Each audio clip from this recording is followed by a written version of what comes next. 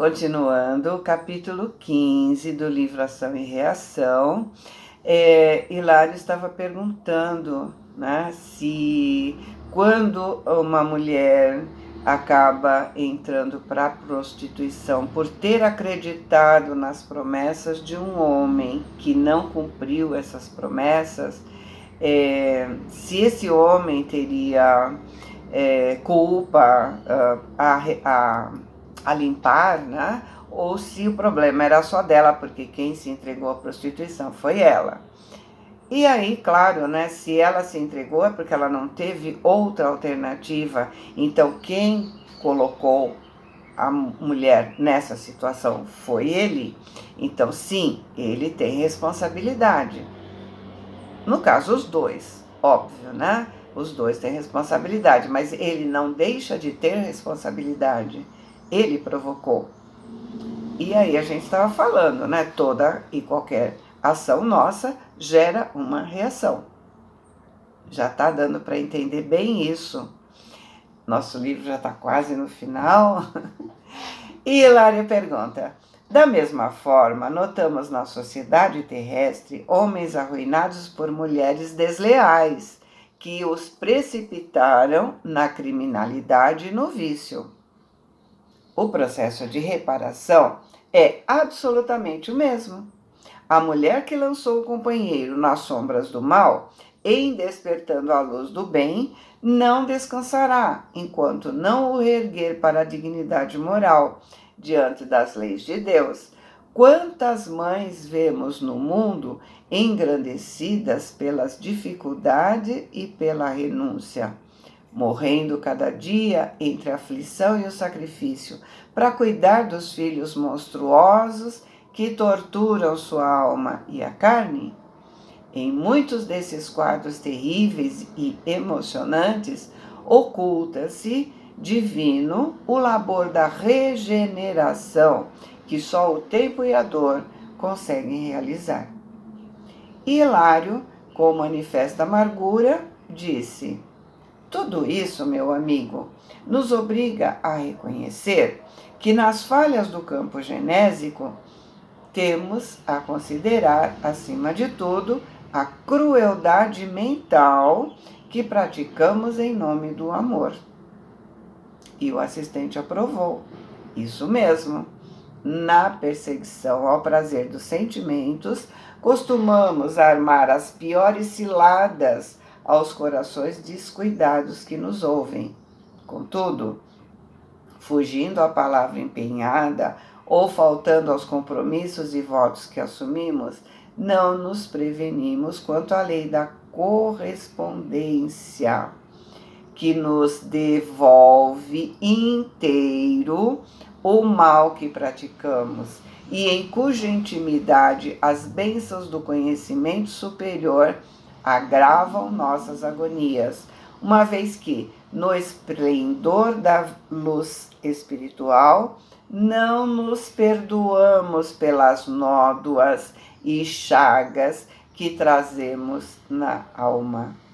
Isso para não falar dos crimes passionais cometidos na sociedade humana todos os dias pelos abusos das faculdades sexuais destinadas a criar a família, a educação, a beneficência, a arte e a beleza entre os homens.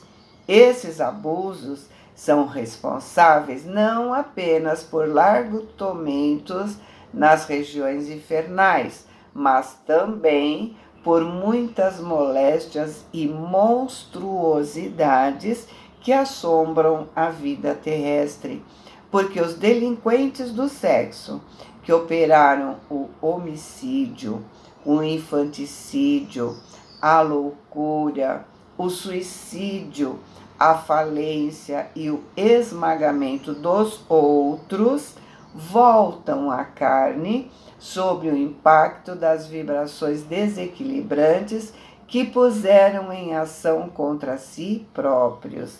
E muitas vezes são as vítimas das mutilações congênitas, da alienação mental, da paralisia, da senilidade precoce, da obsessão enquistada, do câncer infantil, das enfermidades nervosas de variada espécie, dos processos patogênicos inabordáveis e de todo um cortejo de males decorrentes do trauma perispirítico que, provocando desajustes nos tecidos sutis da alma, exigem longos e complicados serviços de reparação a se exteriorizarem com o nome de inquietação, angústia, doença, provação, desventura, idiotia, sofrimento e miséria. Aliás, muito antes da pompa terminológica das escolas psicanalíticas modernas, que se permitem arrojadas considerações em torno das flagelações mentais, há quase 20 séculos Jesus nos ensinou que todo aquele que comete o mal é escravo do mal. E podemos acrescentar que, para sanar o mal a que houvermos escravizado o coração, é imprescindível sofrer a purgação que extirpa o mal. A conversa como que esmorecia. No entanto, Hilário, interessado em dirimir as dúvidas que escaldavam sua cabeça, tomou novamente a palavra e perguntou sem preâmbulos: e os problemas inquietantes da inversão? Silas deu-se pressa em esclarecer. Não será preciso alongar elucidações. Considerando-se que o sexo, na essência, é a soma das qualidades passivas ou positivas do campo mental do ser, é natural que o espírito, acentuadamente feminino, se demore séculos e séculos nas linhas evolutivas da mulher, e que o espírito marcadamente masculino se detenha por longo tempo nas experiências do homem.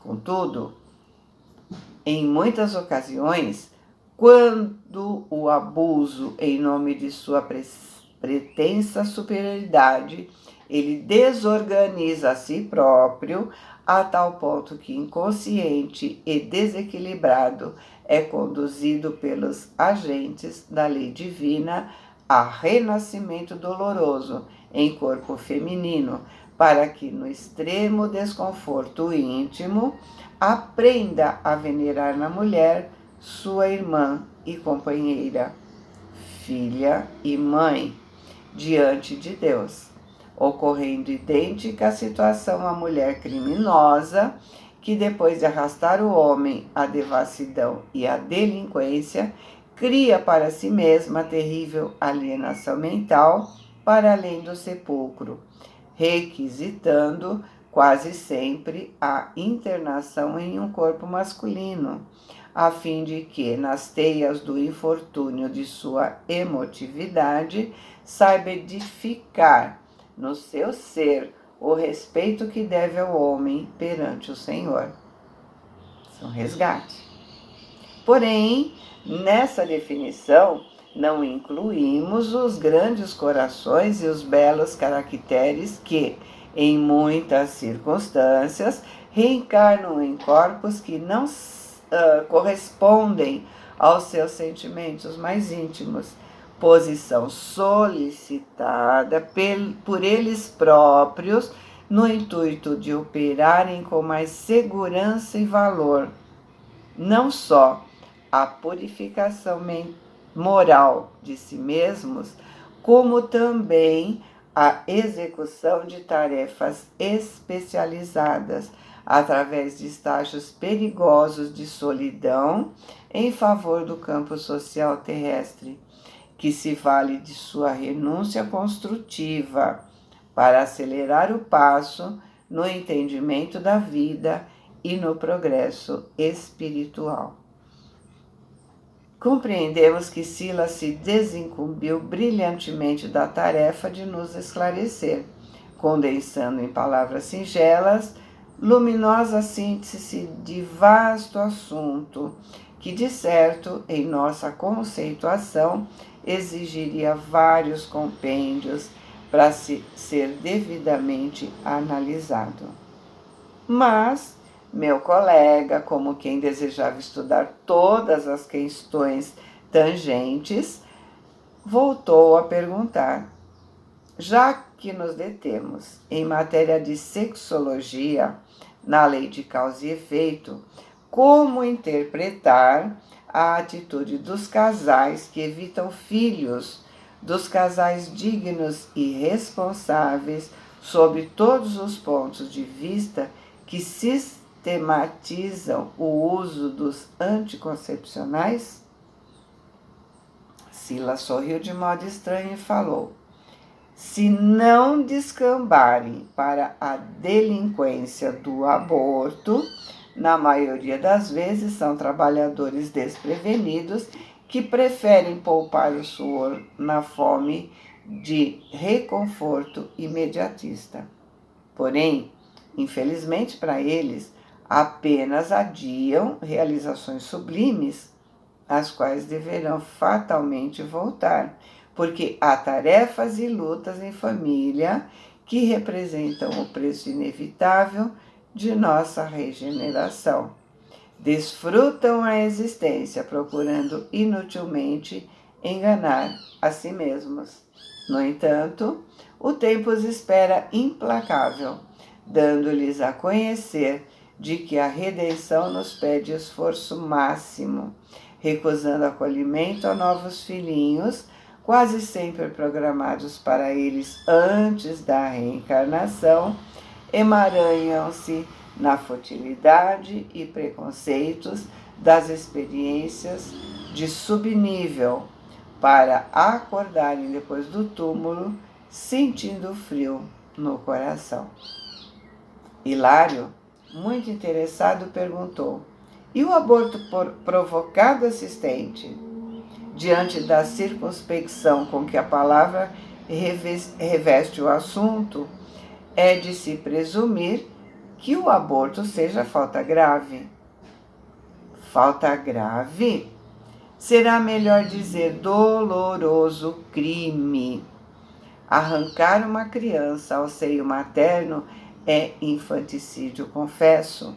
A mulher que o promove ou que venha a cooperadora de semelhante delito é constrangida por leis irrevogáveis a sofrer alterações deprimentes no centro genérico de sua alma, predispondo-se geralmente a dolorosas enfermidades, quais sejam a metrite. Metrite é uma infecção no período pós-parto, capaz de causar inflamação por todas as camadas do útero. O vaginismo, a metralgia seria a dor no útero, o infarte uterino, a tumoração cancerosa, flagelos estes com os quais muita vez desencarna, chegando ao além para responder perante a justiça divina pelo crime praticado. É então que se reconhece rediviva, ou seja, reconhece o seu erro, mas doente e infeliz, porque pela incessante recapitulação mental do ato do abominável, através do remorso, reterá por tempo longo as degenerações das forças vitais. E como se recuperará dos lamentáveis acidentes dessa ordem? O assistente pensou por momentos rápidos e acrescentou: imaginem vocês a matriz mutilada ou deformada na mesa da cerâmica.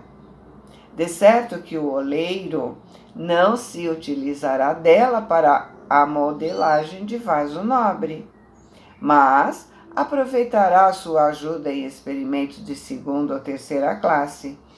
A mulher que corrompeu voluntariamente o seu centro genésico receberá de futuro almas que viciaram a forma que lhes é peculiar, e será mãe de criminosos e suicidas no campo da reencarnação, regenerando as energias sutis do perispírito através do sacrifício enobrecedor com que se devotará aos filhos torturados e infelizes de sua carne, aprendendo a orar, a servir com nobreza e a mentalizar a maternidade pura e sadia, que acabará reconquistando ao preço de sofrimento e trabalho justos.